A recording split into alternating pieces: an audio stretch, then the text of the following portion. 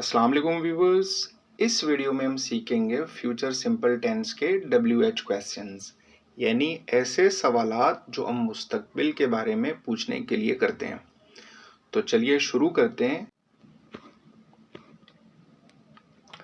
इसका फॉर्मूला है WH plus will plus subject plus verb की first form plus object. First sentence है इसका, what will you do tomorrow, तुम कल क्या करोगे।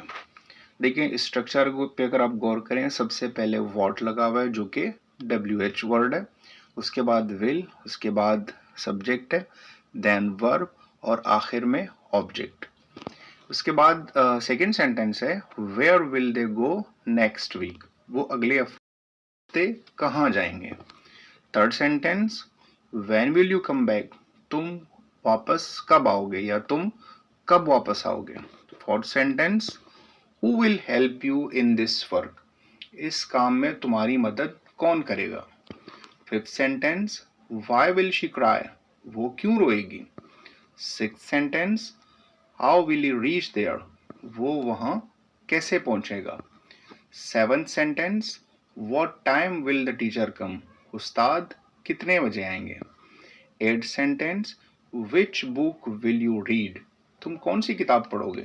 Ninth sentence Whom will you invite to the party, तुम पार्टी में किसे बुलाओगे। 10th sentence How many students will join the class, कितने तालिब इल्म क्लास में शामिल होंगे।